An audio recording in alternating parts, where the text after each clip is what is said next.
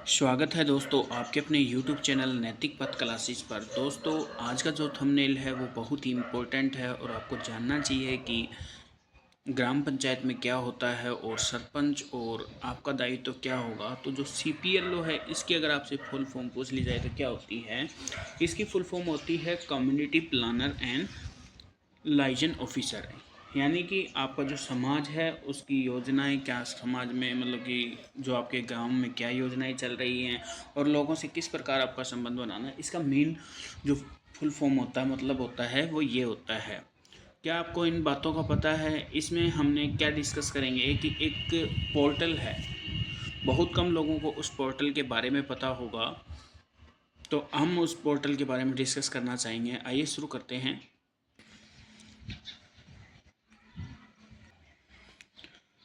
ये जो पोर्टल है दोस्तों, इसमें आपको गूगल ओपन कर लेना है और इसमें आपको सर्च करना है ग्राम दर्शन पोर्टल। और जो ऊपर ये वेबसाइट आई है इस पर आप एड्रेस बार पे क्लिक कर देंगे तो एक ग्राम दर्शन पोर्टल आपका ओपन हो जाएगा। इसमें बताया गया है बताएं अपनी मन की बात। अगर आपके मन में कोई सुझाव है या कोई मांग है या शिकायत देने हैं तो आप उस पर क्लिक कर सकते हैं। ये जो डिपार्टमेंट है उसका लॉगिन है और ये जनप्रतिनिधि का लॉगिन है, ये डिपार्टमेंट का लॉगिन हो गया। अगर यहाँ से आप कोई शिकायत करना चाहें तो वो शिकायत आप कर सकते हैं। जैसे आप जनप्रतिनिधि लॉगिन हैं तो इस पर अगर आप क्लिक करेंगे तो ये आ गया आपका, जो आम नागरिक है वो भी इससे लॉगिन कर सकता है। इसमें क्या करना पड़ेगा, पहले आपको अपना जो मोबाइल नंबर है वो एंटर करना होगा, फिर आपके पास एक OTP आ जाएगा तो आप इसमें लॉगिन कर पाएंगे। अगर आप कोई सी मांग या सुझाव देना चाहते हैं तो उसके लिए आपको क्या करना होगा, उसके लिए अपने गांव के हित में मांग सुझाव शिकायत देने के लिए आप यहाँ क्लिक करें। जैसे ही इस पर क्लिक करेंगे, मान लो जो मैं बिलोंग करता हूँ वो महेंद्रगढ़ ज़िले से बिलोंग करता हूँ, तो मैं इसमें ये महेंद्रगढ़ आ गया। खंड मेरा जो है वो निजामपुर पड़ता है और जो ग्राम पंचायत पड़ती है मेरी वो मोखुता पड़ती है। जैसे ही हम इस पर क्लिक करेंगे तो ये खोल गया। ये इसमें आप मोबाइल नंबर के द्वारा भी आप इसमें एंट्री कर सकते हैं, आधार कार्ड करेंगे तो भी कर सकते हैं, और जो आपकी PPP यानी कि जो आपकी परिवार पहचान पत्र ID है उसके द्वारा भी आप इसमें एंट्री कर सकते हैं। मान लो कि आप इसमें से आपने मोबाइल नंबर ही एंटर किया तो इस पर डालेंगे आप अपना मोबाइल नंबर। मैं आपको दिखा देता हूँ, सिक्योरिटी पर्पज़ से थोड़ा सा मैं इसको हाइड कर रहा हूँ। तो जैसे मैंने अपना नंबर डाला, OTP डाला, तो ये आ गया है उसका पॉपअप। अब इसमें क्या है कि इसमें आप विकास कार्य हेतु मांग भी कर सकते हैं। अगर आप कोई विकास कार्य हो रहा है तो उसमें आप अपना सजेशन भी दे सकते हैं। सरकारी योजना है तो उसका भी आप मांग और सुझाव दे सकते हैं। और शिकायत अगर आप करना चाहते हैं तो इस ग्राम दर्शन ऐप पोर्टल पर आप जाकर शिकायत कर सकते हैं। और ये वेबसाइट किसके द्वारा डेवलप की गई है? ये डेवलप की गई है पंचायत डिपार्टमेंट के द्वारा, जो हरियाणा का डिपार्टमेंट है उसके द्वारा ये डेवलप की गई है। तो ये बहुत ही महत्वपूर्ण इम्पोर्टेंट पोर्टल है, कहीं भी आपको जाने की ज़रूरत नहीं। अगर आपके पास फ़ोन है तो आप इसमें अपनी मांग और सुझाव दे सकते हैं, अगर आप चाहें तो शिकायत भी कर सकते हैं। और हमने थंबनेल में लिखा है कि सरपंच और आपका दायित्व क्या होगा।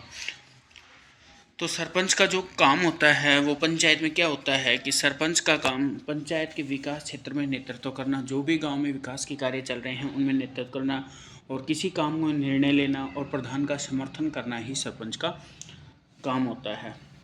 और जो गांव की सभा होती है वो पंचायत के विकास कार्यों और योजनाओं में क्या करती है, सहायता करती है। ये क्या होता है, ग्राम पंचायत का कार्य है। और ग्राम सभा सामुदायिक कल्याण कार्यक्रम के लोगों से नगद या स्वैच्छिक रूप से भी मदद करती है। जो गांव के लोग हैं उनके द्वारा उनको भी मदद की जाती है।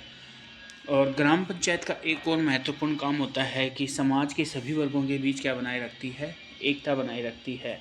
और ग्राम पंचायत का क्या काम होता है, ग्राम पंचायत जन शिक्षा परिवार कल्याण कार्य में भी सहायता कर सकती है। और दोस्तों आप कई कल बोल रहे हैं कि सैलरी क्या रहेगी, तो गांव में बहुत सारे काम होते हैं। फॉर एग्जांपल गांव में क्या क्या काम होते हैं अगर आपसे पूछ लिया जाए, सफाई का काम होता है, उसका टेंडर आता है तो उसमें भी आपका ट्रांजैक्शन बेसिस बोला गया है। लाइटों का काम होता है, गांव की गलियों में लाइटें लगती हैं। सड़कें बनाई जाती हैं गांव में तो उस पर भी काफ़ी सारा ग्रांट आता है उस पर भी आपको कमीशन मिलेगा। जो आपका डिस्पेंसरी होती है, औषधालय होते हैं गांव के, उनमें भी साफ़ सफाई का या अरेंजमेंट का भी कार्य होगा। और जो कुओं की सफाई और मरम्मत होती है, जो कोई पब्लिक पैलेस है अगर उस पर कोई कंस्ट्रक्शन चल रहा है वो तो उसमें भी आपकी मदद ली जाएगी। और जो जन्म मृत्यु जो भी होती है तो उसका लेखा भी अब आपको ही करना पड़ेगा। जो फसल में मान लो कि फसल में आकस्मिक कुछ ना कुछ हो गया, जैसे ठंड के टाइम या बारिश के टाइम या ओले वृष्टि के कारण ज़्यादा फसलें बर्बाद हो गई हैं तो उसको भी मुआवजा मिलेगा किसानों को, तो उसका भी आपका कमीशन आएगा। अगर कोई बीमारी हो गई है या रोकथाम के लिए, या तो उसमें भी आपको पूरा डेटा भरवाया जाएगा कि इस रोग से कितने लोग ग्रसित हुए। तो ये सब काम होते हैं, काम बहुत सारे होंगे। ये मत सोचो कि आपकी सैलरी कुछ नहीं होगी, सैलरी बहुत एक अच्छी खासी मिलने वाली है। वो तो डिपार्टमेंट अभी सोच रहा है, और डिपार्टमेंट ने सोच के ही काम किया होगा कि तभी तो डिपार्टमेंट ने 2 एग्ज़ाम लिए हैं।